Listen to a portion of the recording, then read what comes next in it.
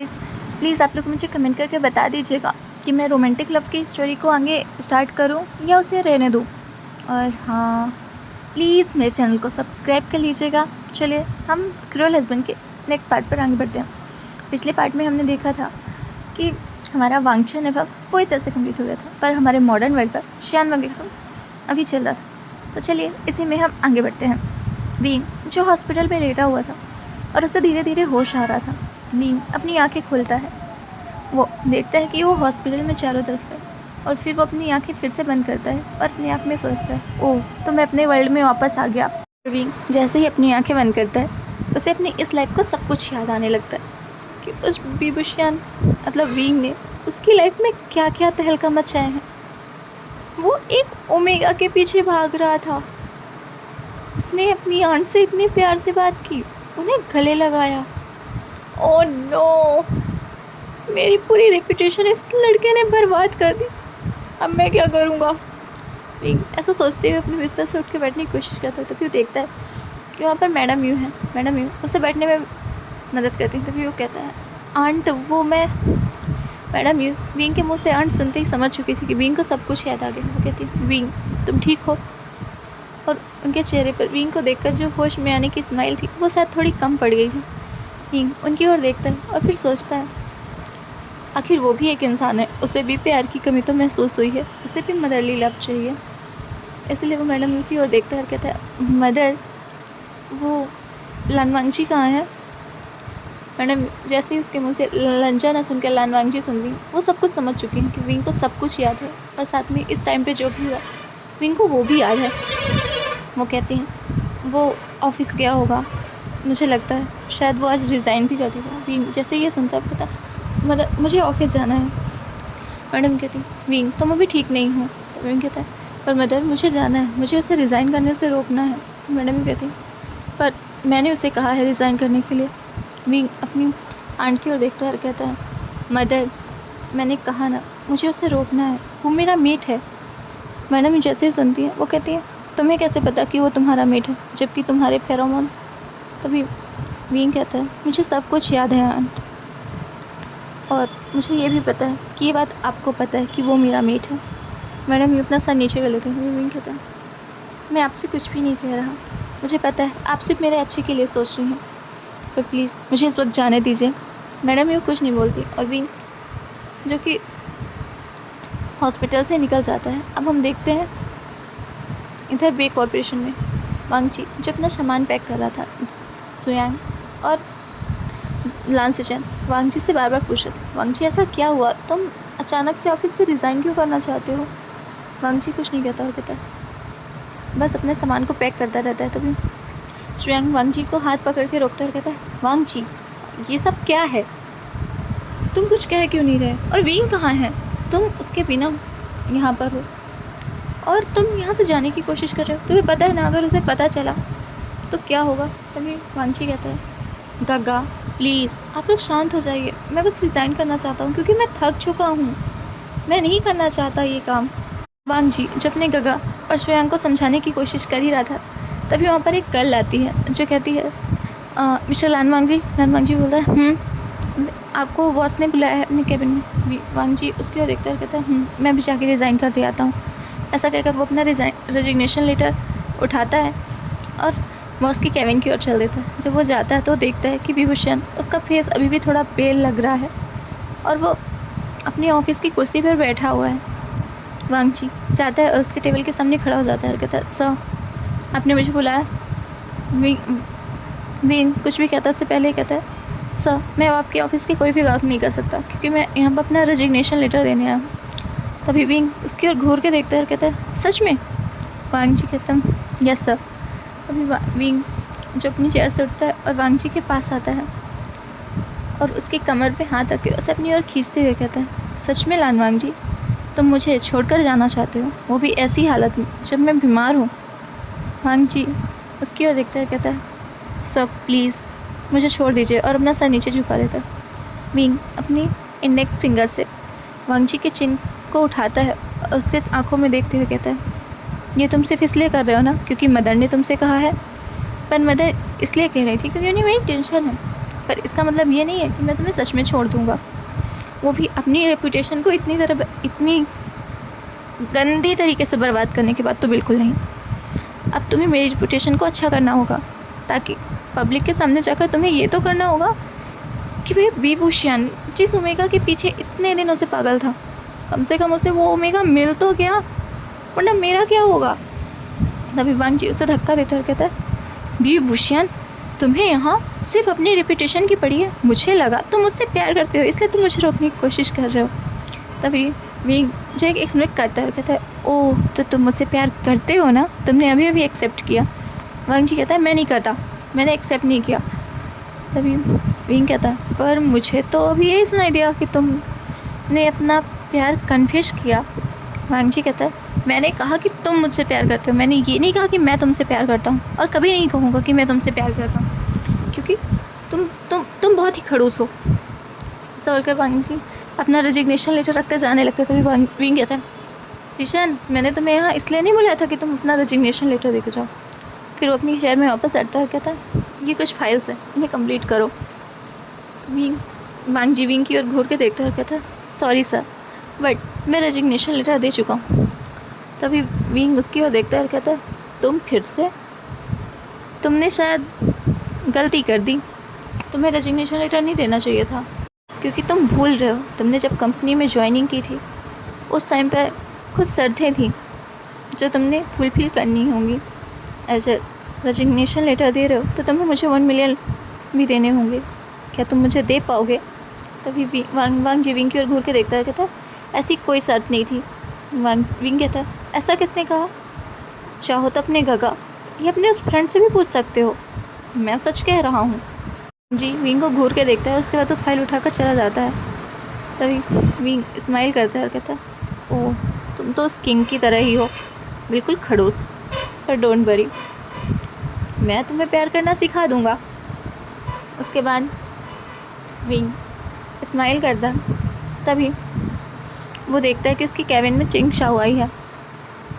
Wing चिंग Shao से कुछ नहीं कहता, क्योंकि वो उसकी फ्रेंड थी, उसे याद था कि चिंग शाओ ने इस बीच में क्या क्या किया है वांग जी के साथ, पर वो कुछ भी नहीं बोलता। चिंग शाओ जो आकर विंग के गले लगती है, कहती है, विंग मुझे पता था तुम्हें होश आ जाएगा और तुम्हें सब याद भी आ जाएगा, तुम्हें याद तो आ गया ना, हम बेस्ट फ्रेंड हैं। विंग नोट करता है।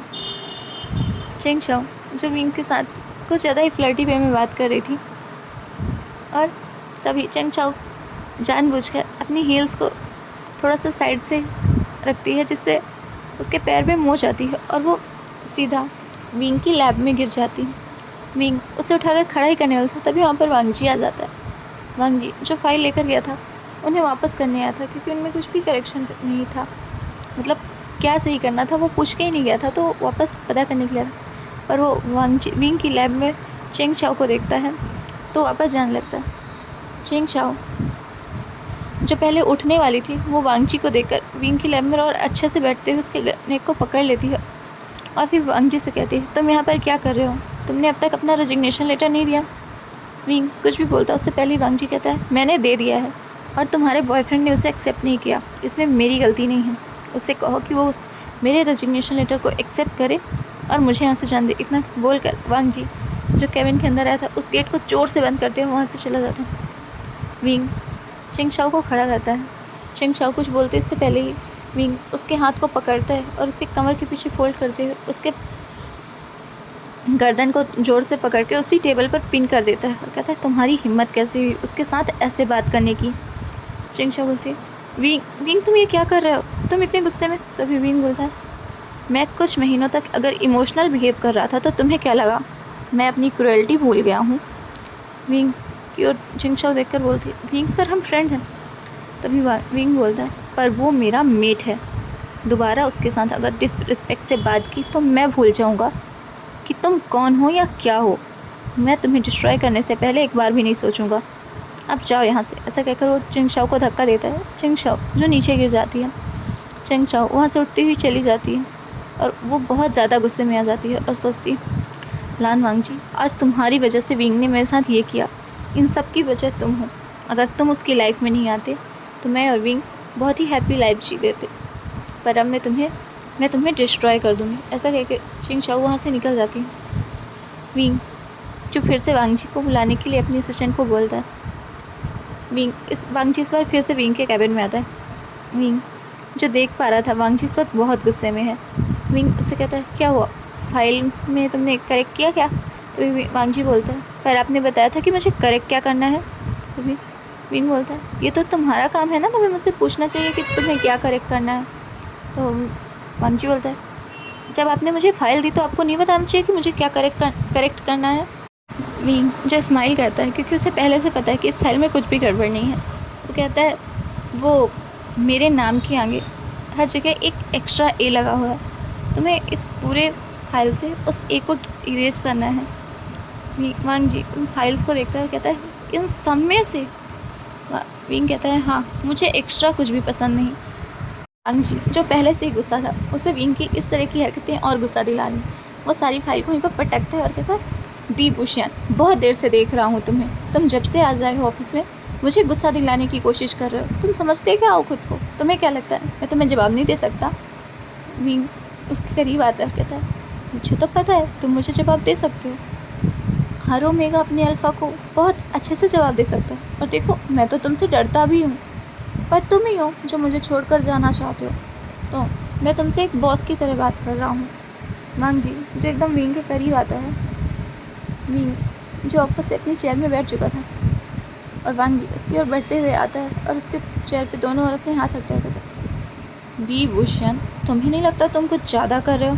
तभी विंग वांग जी कमर पर अपने हाथ डालता है और उसे अपनी ही लैब में बिठा लेता है। कहता है, मैंने क्या ज़्यादा किया? अब क्या मैं अपनी ओमेगा के साथ फ्लर्ट भी नहीं कर सकता? विंग वांग जी जो उससे छूटने की कोशिश करता है, कहता है, छोड़ मुझे। विंग कहता है, मैं नहीं छोड़ सकता, और अगर तुम्हें मुझसे छूटना ही था तो तुम मेरे इतने करीबी क्यों आए? तभी वांग जी कहता है, मुझे नहीं पता था तुम इतने सेमलेस हो जाओगे, तुमने ही तो कहा था तुम मेरी मर्जी के बिना मुझे नहीं छोड़ोगे। तभी विंग कहता है, ओह वो तो मैंने पहले कहा था, तब मैं थोड़ा इमोशनल था, अब मुझे सब कुछ याद आ गया है, इसलिए मैं सोचता हूँ कि मैं तुम्हारी मर्जी के बिना ही तुम्हारे साथ सब कुछ कर लूँ। ऐसा कहते हुए वो वांग जी की नोज़ से अपनी नोज को रफ कर रहा था। तभी वांग जी उसे शोल्डर से पीछे धकेलते हुए कहता है, बिल्कुल नहीं, अगर तुमने मुझे छूने की कोशिश की ना तो देख लेना मैं तुम्हें जान से मार दूँगा। तभी विंग कहता है, सच में? तभी वांग जी कहता है, क्यों, मेरे पंचेस भूल गए क्या? तभी विंग कहता है, ओह पर मैंने तो फाइट बैक नहीं की थी ना। वांग जी कहता है, तो तुम मेरे साथ फाइट बैक करोगे? विंग उसकी ओर देखता है, कहता है, नहीं नहीं नहीं नहीं, मैं अपने क्यूट से ओमेगा को कैसे मार सकता हूँ, तुम तो इतने स्वीट दिखते हो। मैं तो फाइट बैक करूँगा, पर कहीं और, किसी और। तभी वांग जी उसे मारता है और कहता है, सेमलेस कहीं के, और उसकी लैब से उठ जाता है। तभी विंग कहता है, क्या हुआ? वांग जी कहता है, कुछ भी नहीं, ऐसा कहकर जाने लगता है। तभी विंग उसे पीछे से हक करता है और कहता है, आई लव यू लंजा।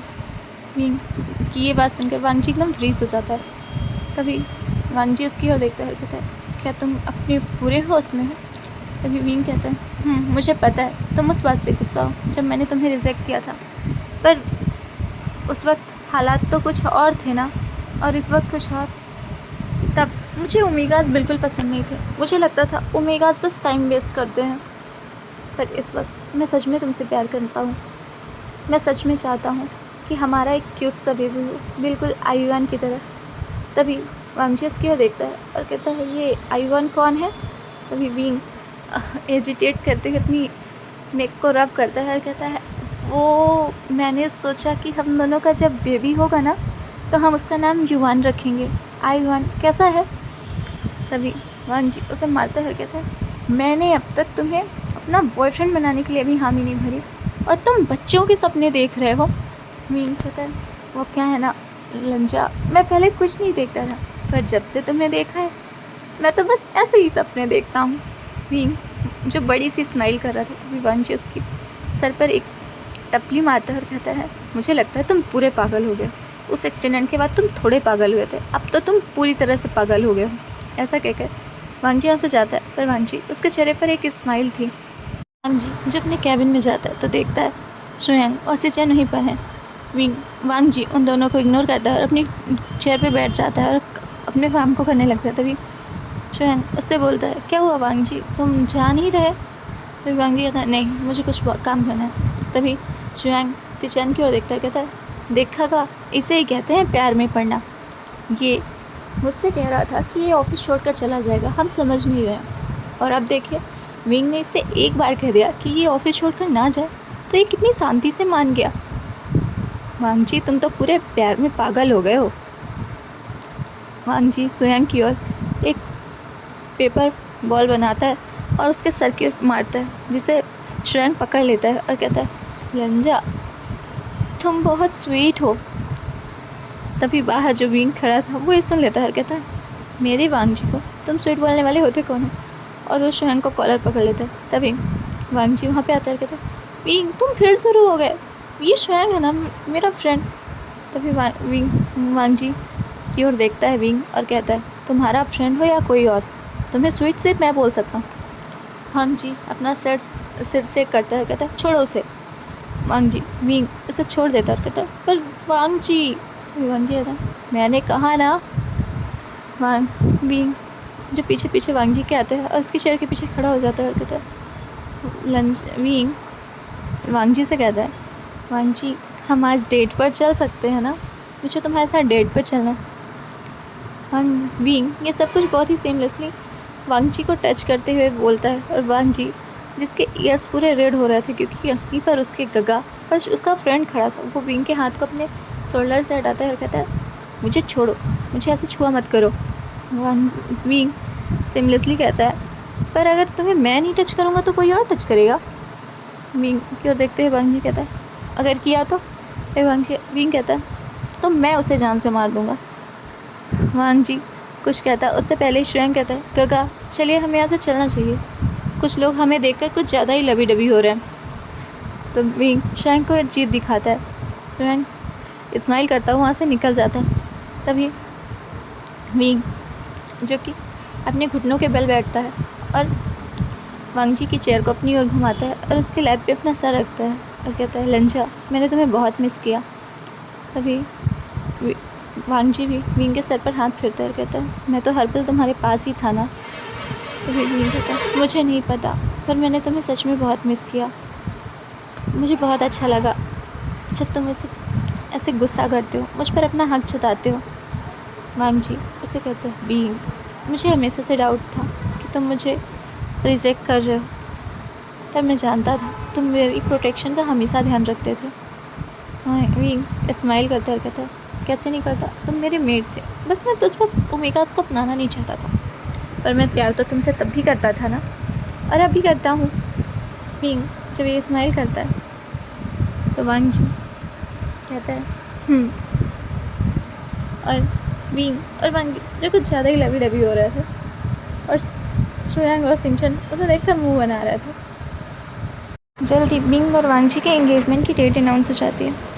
हम देखते हैं विंग के एंगेजमेंट वाले दिन विंग जो बहुत ही बेसब्री से वांग जी का वेट कर रहा था, पूरे हॉल में बहुत सारे मेहमान थे, विंग बहुत ही एलिगेंट तरीके से खड़ा हुआ था, मैडम यूजन शाह, यान ली, वेंची सभी थे जो लान वांग जी का वेट कर रहे थे, पर लान वांग जी की फैमिली अब तक नहीं पहुंची थी, जिन्हें अब तक एंगेजमेंट हॉल में पहुंच जाना चाहिए था। विंग बहुत टेंस था और बार बार फ़ोन कर रहा था, पर कोई उसका फ़ोन ही नहीं उठा रहा था। तभी विंग को एक कॉल आता है और विंग जैसे ही उस कॉल को अटेंड करता है उसके हाथ से फ़ोन नीचे गिर जाता है और वो एंगेजमेंट हॉल से बाहर की ओर चला जाता है। हम देखते हैं यहाँ विंग जो एंगेजमेंट हॉल से बाहर आया ही था, तो जहाँ पार्किंग एरिया पहुँचता है तो वो देखता है कि एक पर्सन जो व्हील चेयर पर आ रहा था वांग जी के पास जाता है, कहता है, लंजा ये सब कैसे हुआ, क्या हुआ? तभी सिचेन बताते हैं कि जब वो आ रहे थे तो उनकी कार का एक्सीडेंट हो गया, इसीलिए वो यहाँ पहुँचने की बजाय पहले हॉस्पिटल गए। सब कुछ तो ठीक था, पर एक्सीडेंट वांग जी बैक में था और एक्सीडेंट की वजह से उसे ज़्यादा चोट आई, इसलिए उसके पैरों पर चोट लगी, वो शायद कुछ टाइम तक चल नहीं पाएगा। पर वांग जी चाहता था कि एंगेजमेंट कैंसिल ना हो, इसलिए उसे ऐसे ही लाना पड़ा। विंग जो वांगजी को गले लगा लेता है कहता है, लंजा तुम्हें ऐसा क्यों लगा? मैं एंगेजमेंट अभी कैंसिल करता हूँ, हम ऐसी हालत में नहीं। तभी विंग वांगजी उसके हाथ पे हाथ रखता है कहता है, विंग हमारी एंगेजमेंट वैसे ही बहुत मुश्किलों के बाद हो रही है, हम मैरिज बाद में कर लेंगे जब मैं ठीक हो जाऊँगा। विंग नोट करता है और वो वांगजी को लेकर हॉल में जाता है। दोनों एक दूसरे को रिंग पहनाते हैं, उसके बाद किस भी करते हैं और उनकी एंगेजमेंट हो जाती है। विंग और वांगजी जो खुश थे, वांगजी जिसे लग रहा था कि विंग सब कुछ भूल गया, पर हम विंग को देखते हैं जो कि एक कॉर्नर में जाकर किसी को कॉल करता है और कहता है कि जिसने भी वांगजी का एक्सीडेंट कराया है उसे जान से मार दो। इधर विंग जो हैप्पली वांगजी के साथ टाइम स्पेंड कर रहा था, उधर कुछ पर्सन जो चिंग शाओ को गन से शूट कर देते हैं और किसी को नहीं पता कि चिंग शाओ के साथ क्या हुआ और वो कहाँ गई। पर विंग इस सब चीज़ों से उसे कोई फ़र्क ही नहीं पड़ता, वो तो अपने लंजा के साथ एक हैप्पी मैरिड लाइफ जीना चाहता था और वो ऐसा ही करता है। कुछ टाइम बाद वो वांगजी से शादी भी करता है और उसके बाद उसका एक क्यूट सा बेबी होता है। विंग जब उस बेबी को अपनी गोद में लेता है तो उसे उस छोटे आयुआन की याद आती है जो उसके साथ रहता था। विंग इसका नाम भी युवान ही रखता है। वांगजी ये देखकर बहुत खुश होता है कि विंग ने उसके बच्चे का नाम बहुत पहले से सोच रखा था, क्योंकि विंग ने उसे बताया था ना कि अपने बच्चे का नाम युवान रखेगा। पर विंग तो अपने मन में हर वक्त सोचता था, क्या मेरा बेबी बड़ा होकर बिल्कुल ऐसा दिखेगा जैसा युवान दिखता था? अगर ऐसा हुआ तो मैं तो इससे और भी ज़्यादा प्यार करूँगा, मेरे दो बच्चों जितना प्यार। विंग अपने मन में ये खुश होता है और ये कहानी यहीं पर स्टॉप हो जाती है। तो बाय बाय गाइस।